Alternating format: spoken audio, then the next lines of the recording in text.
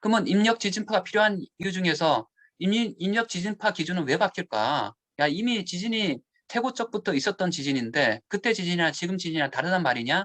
다를 수도 있겠죠. 하지만은 지진이 바뀌는 이유를 이제 저는 몇 가지를 적었습니다. 그래서 첫 번째는 지진이 불확실합니다.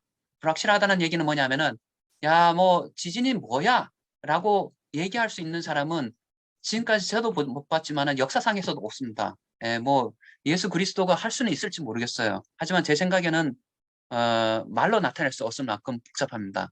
첫 번째는 랜덤 특성이 있고요. 두 번째는 우리 지식의 한계가 있기 때문입니다. 그래서 그게 크게 불확실성을 두 개나 나타내는데요. 랜덤 혹은 나리지. 이걸 뭐 복잡한 용어로는 이제 이런 알리아토리 혹은 에피스테믹이라고 쓰긴 하는데요. 이러한 불확실성이 있고 그 다음에 재현주기입니다. 제가 봤을 때는 왜 재현주기냐면은 우리가 지진을 실질적으로 그 괴물 지진을 보기 시작한 것은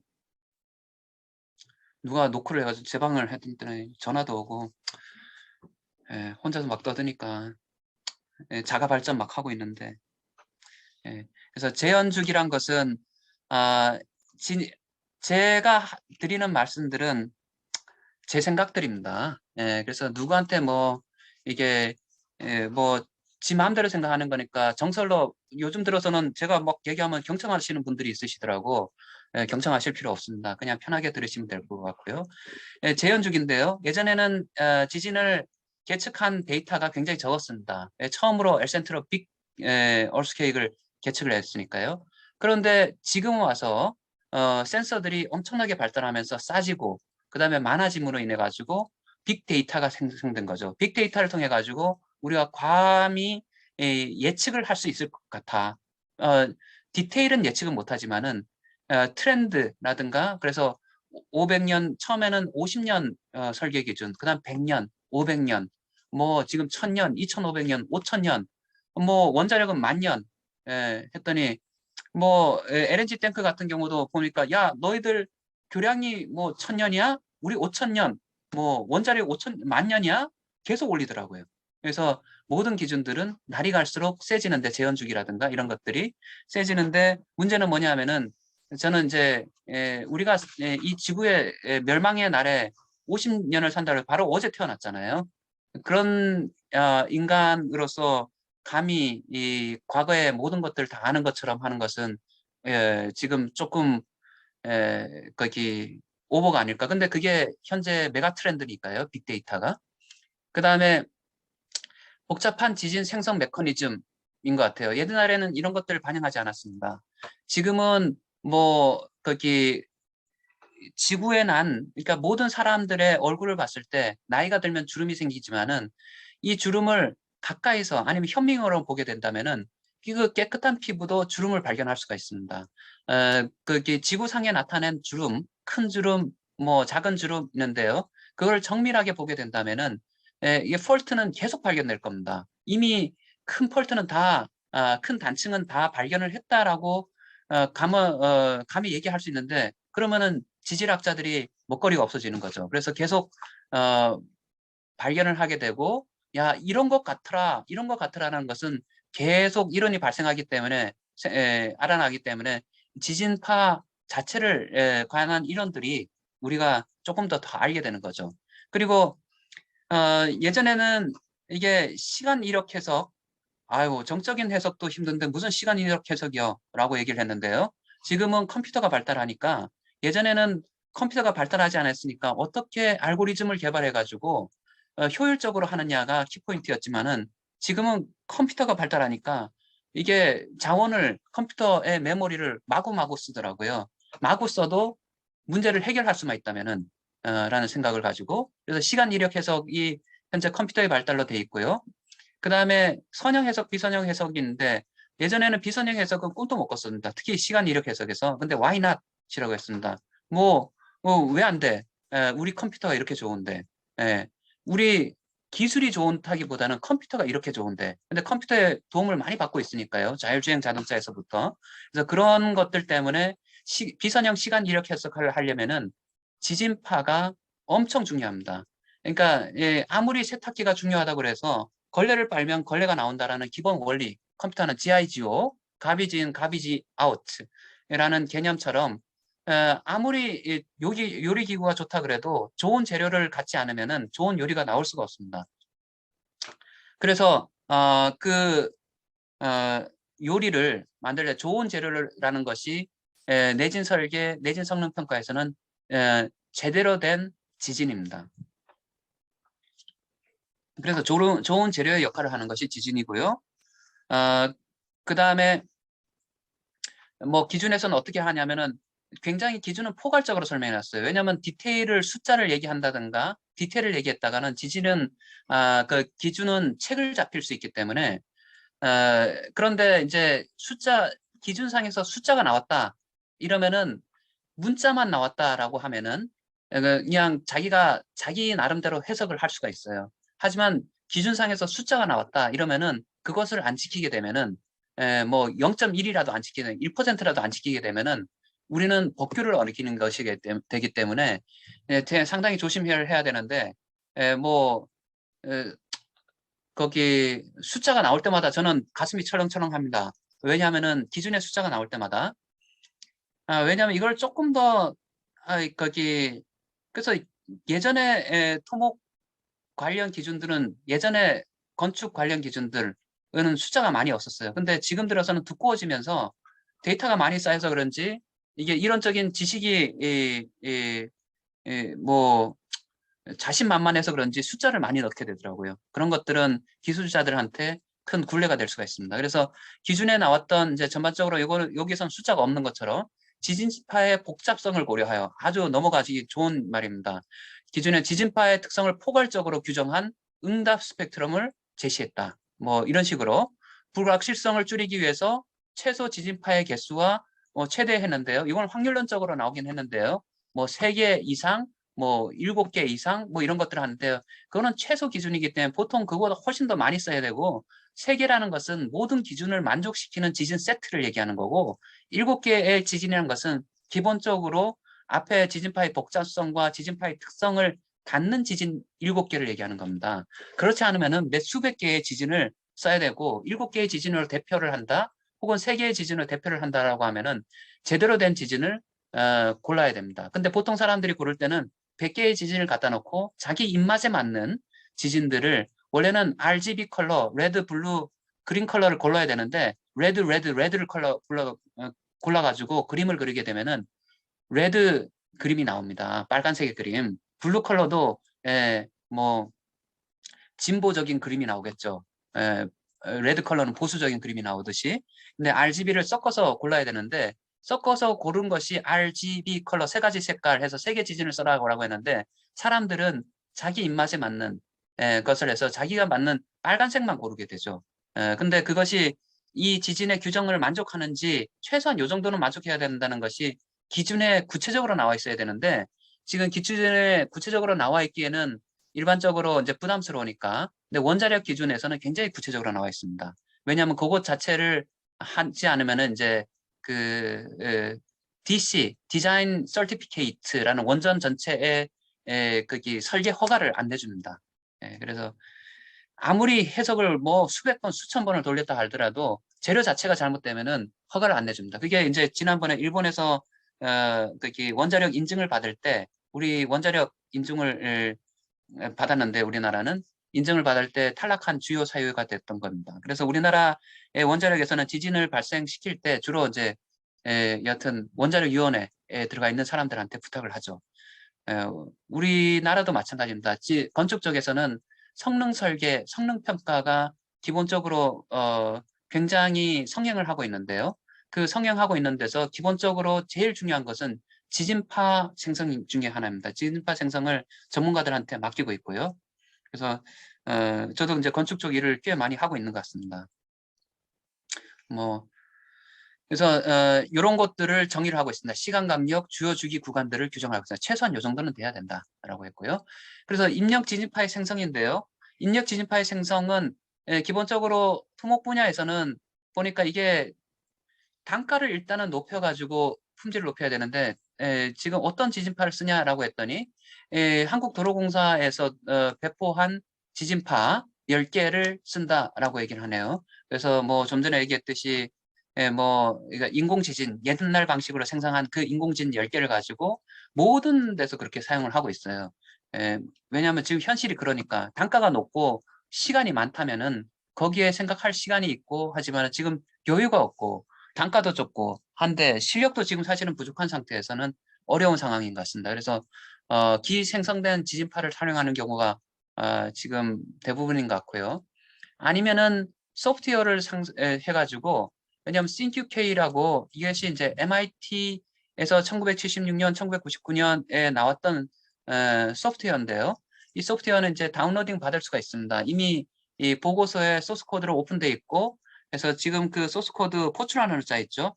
그래서 그거를 이제 저희 홈페이지 통해서 다운로딩 받을 수 있고, 이거를 뭐 소스 코드가 오픈됐으니까 매트랩으로 바꿔가지고 사용을 하기도 합니다. 왜냐하면 기존에 있는 옛날 소프트웨어들은 GUI, 그래픽 유저 인터페이스가 아주 엉망진창입니다.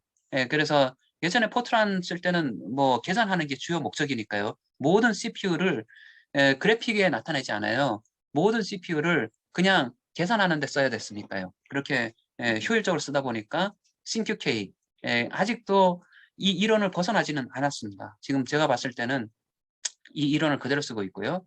그 다음에 계측 지진파를 활용을 할 수 있습니다. 계측 지진파를 지금 얼마 전에 지질자원연구원이랑 같이 얘기하다 보니까 이제 드디어 이제 그 일을 하고 있다라고 합니다. 거기 우리나라도 지진파를 거기 공개를 할 예정이다. 근데 지금까지 공개를 했느냐라고 하면은 좋은 재료라는 것은 우리가 요리를 하기 직전의 재료를 얘기하는 겁니다. 당근을 요리했으려면은 당근을 밭에서 뽑아가지고 씻어가지고 그래야지 그걸 요리를 하지 흙이 묻은 채로 요리를 하게 되면은 요리 자체가 엉망진창이 됩니다. 지금까지 거기 우리나라에서 기관들에서 공개한 지진파들은 대부분 그냥 밭에서 뽑아가지고 진열을 해놨습니다. 이게 무인지 당근인지 몰라요. 그러면 너희들이 알아서 털어서 요리를 해라라고 하는데 이게 알아서 요리를 할 수가 없습니다. 현실상 시간도 없고요, 기술도 없고요, 뭐 여러 가지가 부족합니다. 그래서 미국이라든가 혹은 일본, 뭐 유럽도 대부분 밭에서 뽑아가지고 채소를 뽑아가지고 다 씻어가지고 진열을 해놨습니다. 그래서 너희들이 입맛에 따라가지고 요리에 맞춰가지고 그냥 갖고 와서 써라라고 합니다. 데이터가 돈인데 무슨 말입니까? 이렇게 공개해놓으면 어떻게 합니까? 라고 하는데 우리나라는 데이터가 책임이 될 수가 있을 것 같아요. 그래서 데이터를 쉽게 공유하지 못하고 있고 데이터를 공유를 함으로 인해 가지고 또 다른 얻는 효과가 있습니다. 리더로서의 효과가 뭐냐면 다음 단계로 그 자리에 머물러 있지 않고 데이터가 천년만년 갖고 있으면은 재료가 썩어요.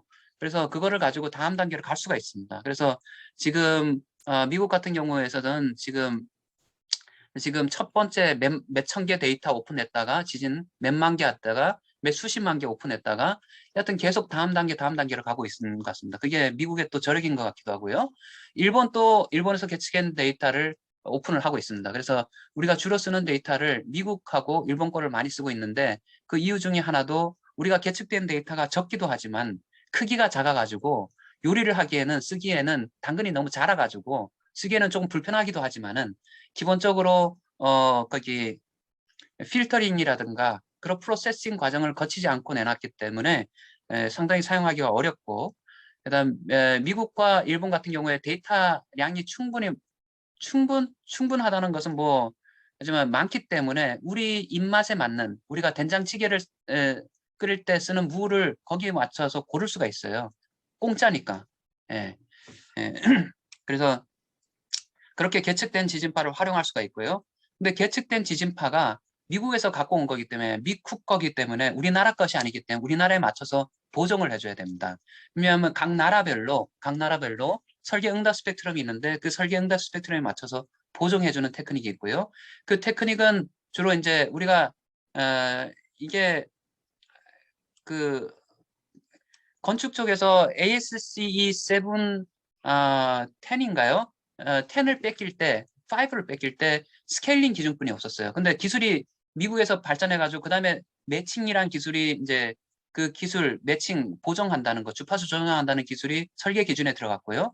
그 다음에 ASCE 지금 그 전에 17, 그 전에 나온 거 지금 제가 지금 헷갈리는데요. 그 기술이 들어갔는데 이런 기술들이 지금 현재 우리나라 기준에서는 미국에서는 이런 기준이 없어지고 요 기준이 남았는데 우리나라에서는 옛날 찌꺼기들이 다 남아 있어요.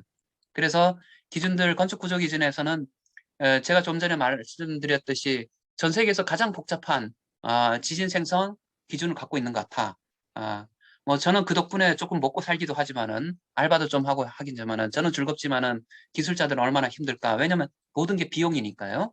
뭐 경제가 규모가 커진다라고 얘기할 수 있는데 그래서 매칭하는 것은 이제 RSB 매치 버클리에서 나왔던 그 아브람슨 교수 버클리 계열에서 이제 수십 년 동안 그 전에도 이게 프로그램들이 나왔는데 본격적으로 이제 아브람슨 교수가 아브람슨 교수는 사실은 지질학 전공입니다. 그런데 그분의 이제 수업을 들어보면은 뭐 저도 이제 기회가 돼가지고 이제 버클리 지진공학센터에서 같이 좀 뭐 이렇게 한 적이 있는데 수업을 들어보면은 수업이 사이언스를 가르치는 게 아니에요. 공학을 가르치더라고요. 그러니까 사이언스를 아는 상태에서 공학을 가르치니까 파워풀하더라고요. 그래서 요거를 다시 또 이제 그 유럽에서 코드가 오픈돼 있으니까요. 코드를 거기 가지고 GUI를 첨부해서 만든 게 사이스모 매치 한 100만 원 정도 하는 프로그램인 것 같습니다. 그 다음에 입력 지진파를 기본적으로 안반에서 생성을 하고 기준상에서 부증답을 해석을 하라고 했으니까 그럼 부증응답 해석은 어떻게 하는겨? 라고 했을 때 보통 부증응답 해석할 때는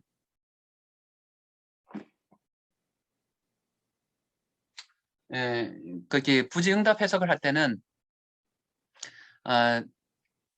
거기 소프트웨어를 써가지고 안반상에서 계측된 지진에서 그 건물이 들어서는 안반상 제일 밑에 가면은 집안에 영향을 안 받는.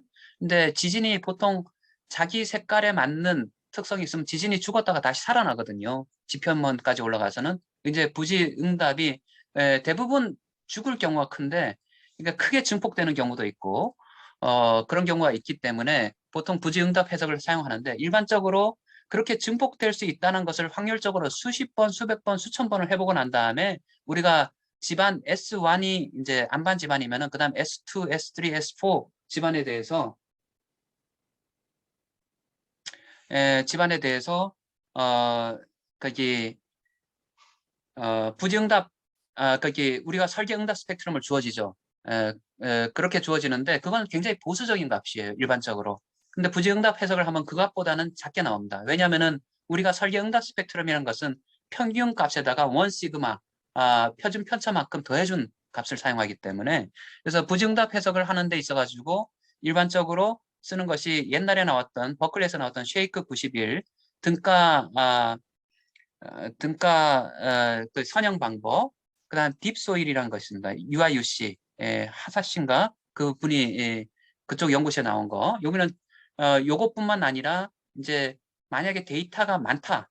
예를 들어서 집안 하시는 분들이 이제 주로 이제 영역을 자꾸 따지는 거는 좀 그렇긴 한데 이제 그 주된 관심사가 뭐냐면은 지표면에 있는 흙하고 지중 깊이 있는 흙은 다른 점이 뭐냐라고 얘기했을 때 그게 소일 프레셔입니다. 같은 소일인데 자기가 받고 있는 현재 상태에서 받고 있는 압력이 다르다는 얘기입니다.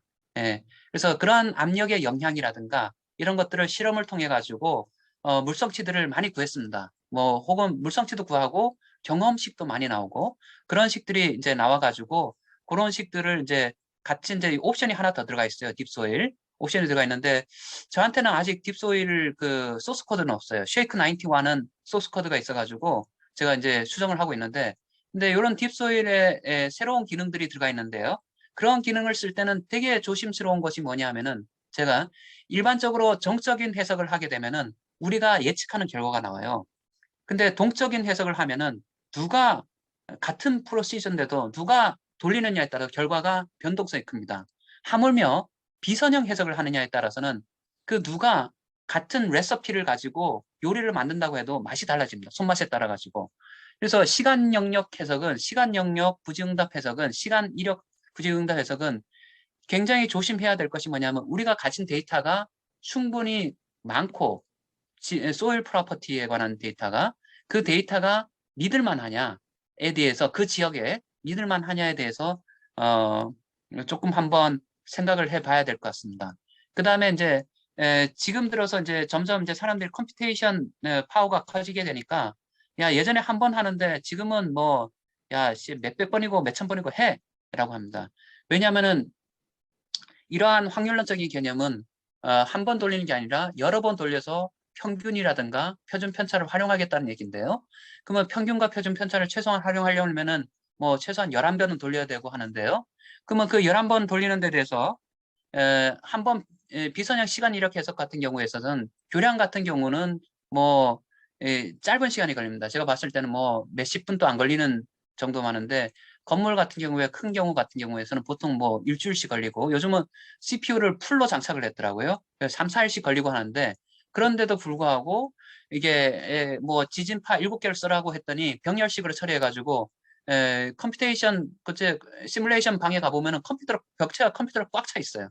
그러니까 이제 앞으로는 더 컴퓨테이션 파워를 많이 필요하게 되는데 확률론적 부지응답 해석 이게 있고요.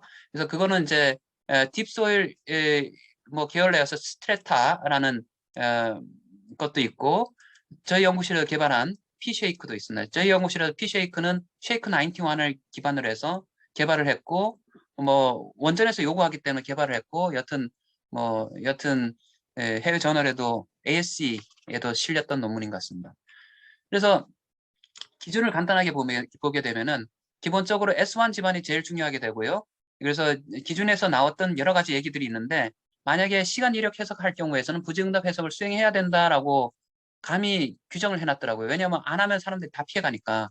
근데 그게 사실은 현실적인 딜레마인 것이 부지응답 해석을 하려면은 집안 주상도가 있어야 됩니다. 근데 집안 주상도가 없는 상태에서 부지응답을 하라는 것은 지금 재료가 없는 상태에서 요리를 만들려면 재료가 뭐가 빠져 있는데 그래서 김치찌개를 만드는데 김치가 빠져 있어요. 돼지고기만 있어요. 아니면 김치만 있든지. 근데 요리를 만들려는 기억입니다. 그래서 일반적으로 지금 내진 설계 일반에서는 이제 응답 스펙트럼에 대해서 이제 워낙 응답 스펙트럼이 중요하니까 이렇게 돼 있고요. 그래서 기반함이란 것이 예전에 좀 바뀌었고요. 기반함이란 것이 이게 여기서 760이라고 숫자를 적어 놓으면 무조건 760인 거예요. 뭐, 근데 원전에서는 지금 뭐, 1000 몇백까지 올라가 있거든요. 그래서 서로 기준별로 다 달라요. 근데 원전에서 그걸 약간 올렸는데, 모든 것들을 안반 조건이 안 맞으니까 옛날보다 기준이 조금 세졌어요. 그다음부터는 이제 모든 것들을 다 이제, 내진 성능 재확인을 하는 절차를 비용이 굉장히 많이 들어갔는데요. 이런 식으로 했고, 그 다음에 거기 120 이하인 경우는 SO 집안으로 분류할 수 있다. 뭐 이렇게 써 있는데요. 요것도 있고 여기에 보면 지진파의 특성이 갖춰야 될 특성들이 나타나 있습니다. 예, 요것도 굉장히 이제 말은 되게 쉬운데요.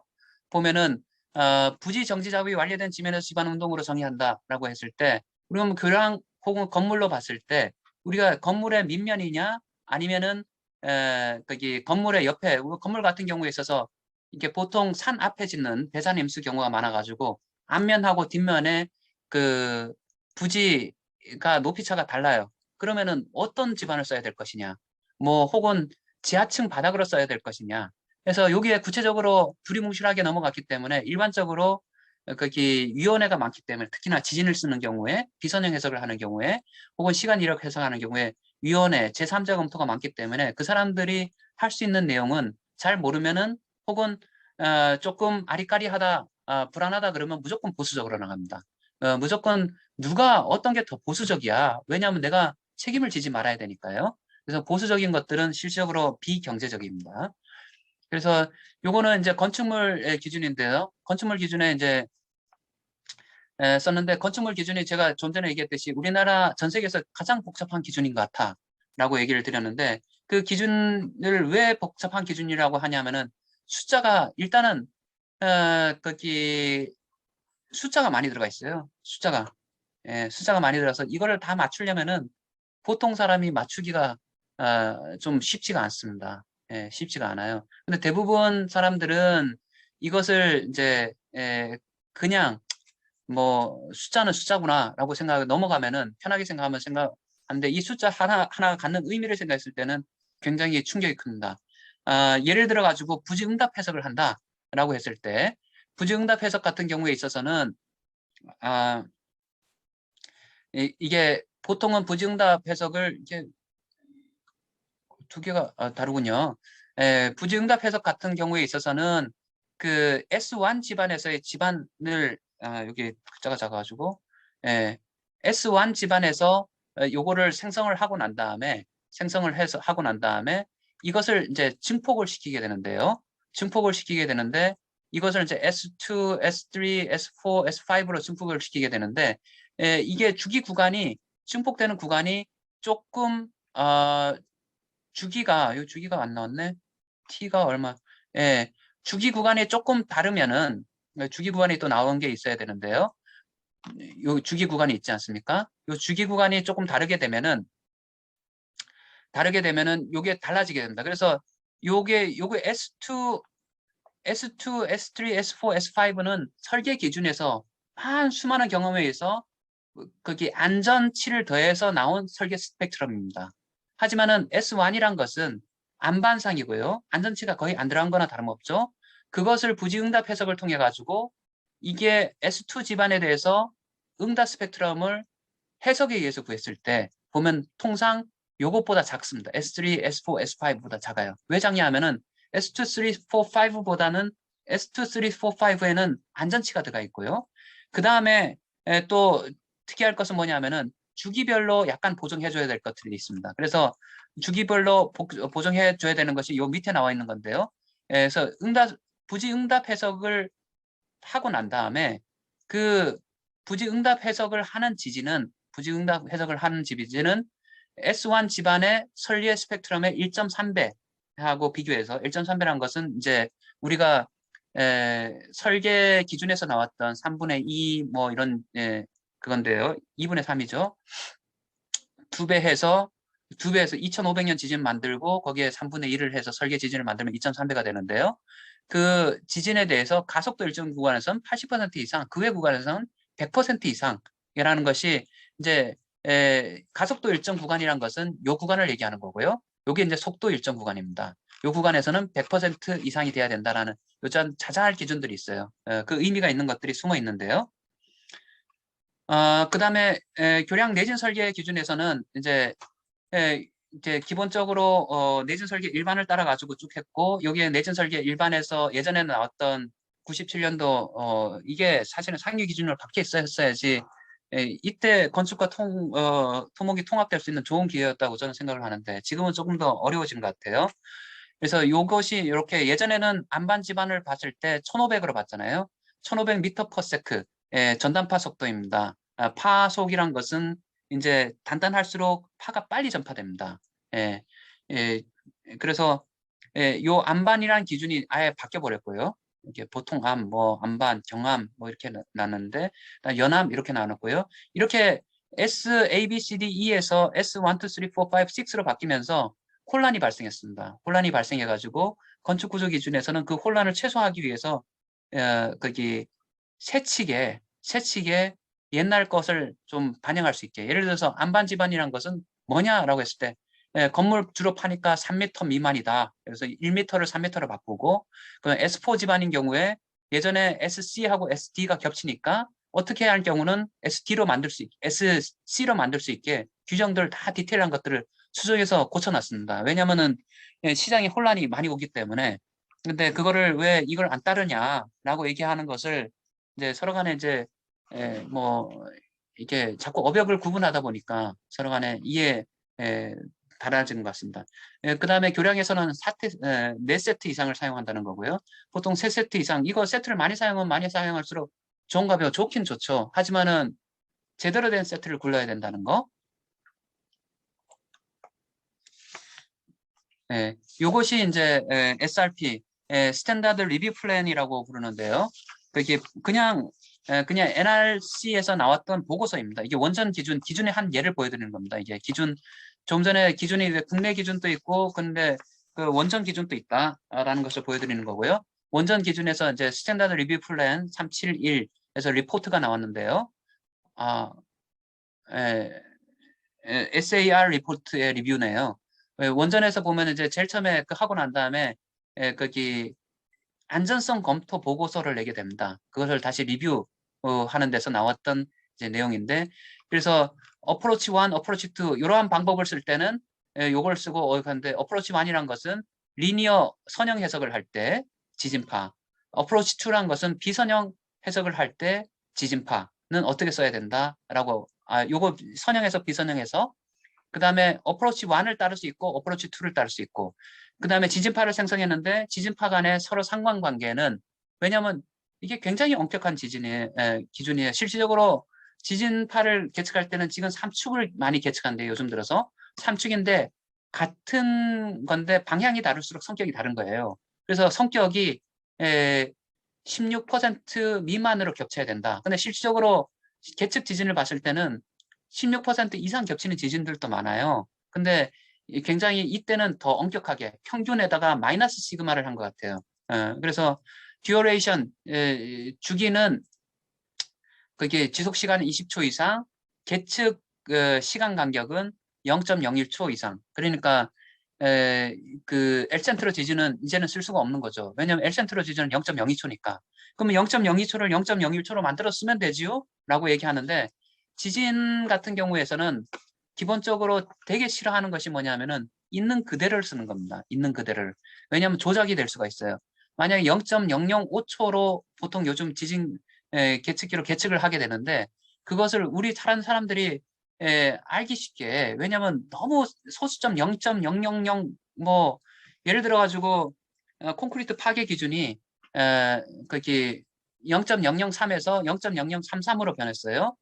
콘크리트 파괴 기준이. 그러면은 이거를 이렇게 나타내면, 소수점 넷째 자리까지 나타내면 사람들이 되게 복잡하니까 그걸 퍼센트를 쓰면 0.3%가 되잖아요. 그럼 사람들이 소수점 자리가 줄어들면은 이해하기가 쉽다고요.